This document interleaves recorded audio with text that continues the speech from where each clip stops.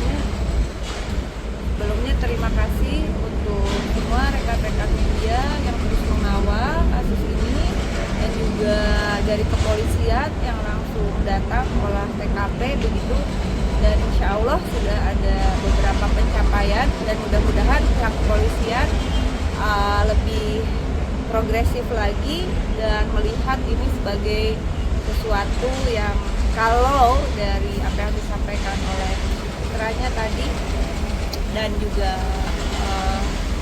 kita cerita dengan sama teman begitu.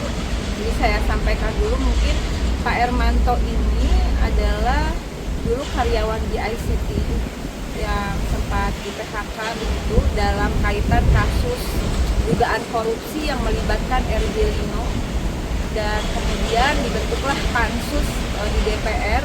Kebetulan saya sebagai ketua pansus Pelindonya, dengan kerugian negara mencapai triliunan rupiah, bahkan kalau pakai penilaian future value itu mungkin puluhan triliun kerugian Indonesia gitu, dengan adanya kontrak perpanjangan di ICT, kemudian juga persoalan di Kali Baru gitu, dan persoalan global bond yang sebetulnya berimbas pada kerugian negara yang cukup besar.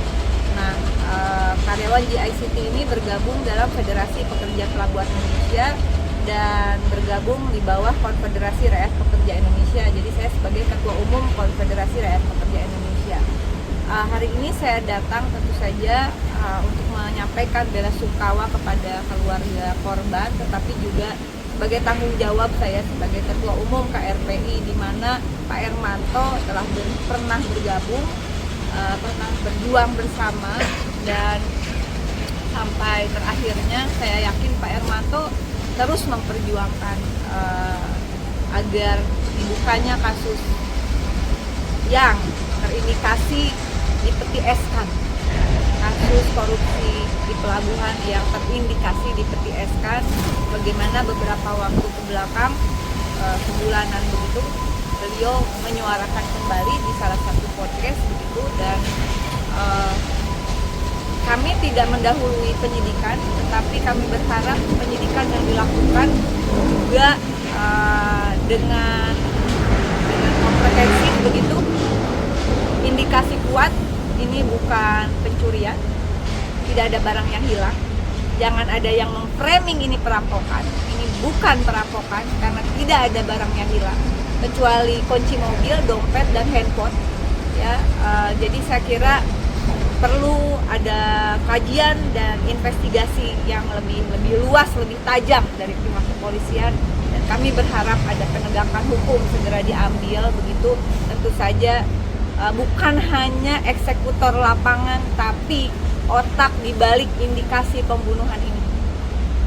Yang kemudian penting adalah saya meminta dukungan dan perlindungan dari Lembaga Perlindungan Saksi dan Korban untuk istrinya yang sekarang sedang di rumah sakit dalam keadaan kritis, juga untuk seluruh keluarganya, dan untuk anggota dari Konfederasi Rakyat Pekerja Indonesia, seluruh federasi yang bergabung, kita menyatakan duka cita yang mendalam, dan saya menginstruksikan kepada teman-teman di KRPI untuk kedepannya jika akan mengangkat kembali isu-isu yang kita perjuangkan untuk bisa berkoordinasi dengan lebih baik.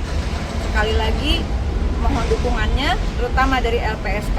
Insya Allah besok pagi kami akan mendatangi LPSK untuk memohon perlindungan secara resmi. Selain perlindungan LPSK, nanti pengawalan apa dari Serikat Buruh dan sebagai ketuanya sama dari DPR RI seperti apa nih? Insya Allah masa sidang DPR kebetulan masuk tanggal 10 di paripurna.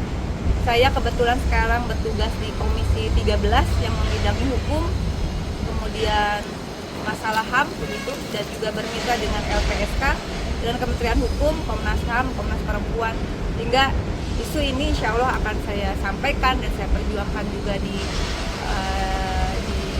Komisi 13. Yang terakhir, kepergian Pak Hermanto, sahabat kami, ini adalah peringatan keras juga untuk semua kita, para pejuang anti korupsi yang berjuang untuk membongkar korupsi di Republik ini, untuk terus bergandengan tangan, dan negara benar-benar bisa hadir memberikan proteksi kepada kami yang menginginkan kasus-kasus korupsi benar-benar dibongkar, diusut tuntas dan tidak terulang lagi.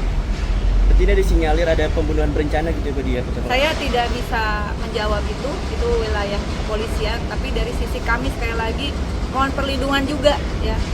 Tapi intinya akhirnya ini mengingatkan termasuk untuk saya, buka lagi peti es dari kasus Pelindo. Saya poin-poin dari keluarga yang disampaikan ke Teteh tadi apa aja sih Teh?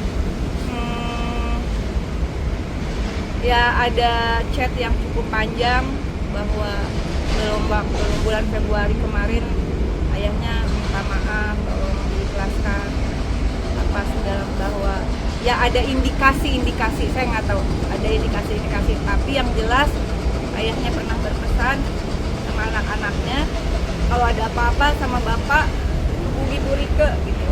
Artinya sempat diteror ada apa teror gimana? sebelum kejadian? Saya nggak tahu. Nanti pihak kepolisian akan lebih tahu lah. Saya yakin dengan kecanggihan teman-teman di kepolisian, mohon dukungannya Pak Kapolri, Pak Sigit, agar kasus ini betul-betul bisa mengungkap, bukan hanya eksekutor lapangan, karena rapih banget ya, rapi sekali gitu. Kalau info terakhir yang saya dapat ini cukup rapi ya, bagaimana metodenya segala macam begitu, dan ini adalah komplek yang cukup besar, saya kira Elit. cukup komplek elit, rasanya agak janggal kalau itu dianggap hanya perampokan biasa, sementara tidak ada barang yang hilang. Sekali lagi, barang yang hilang itu hanya dompet, kemudian kunci mobil 2 dan juga handphone. Semua perhiasan ibunya yang ada di kamar maupun dipakai, nggak ada yang hilang. Oh, sudah ditegaskan sama anak tidak ada yang hilang. Ya dalam tadi apa-apa ya? dari kepolisian anaknya terakhir tadi menyampaikan. Dah, cukup ya. LPSK nanti hanya kepada ibunya atau kepada anak dan Seluruhnya dong, seluruhnya, termasuk kepada kami, termasuk saya sendiri mungkin juga akan meminta perlindungan begitu. Tadinya saya udah, ya udahlah.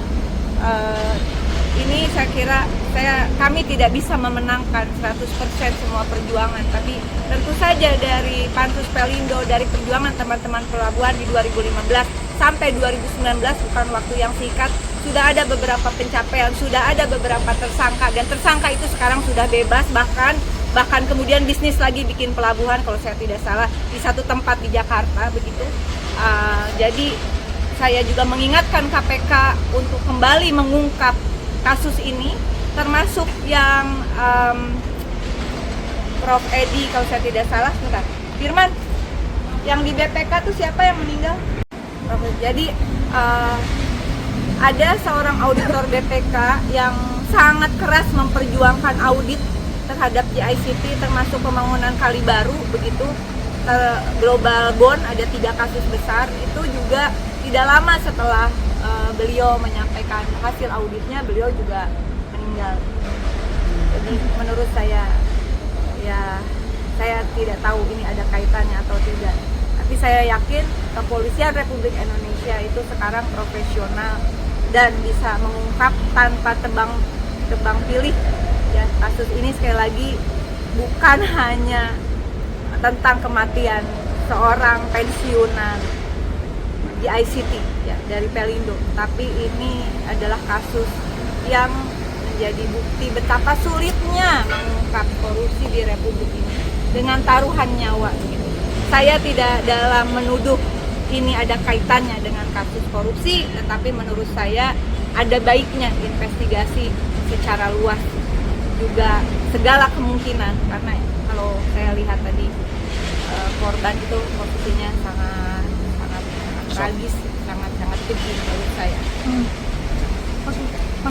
Mohon dukungannya ya. Siap.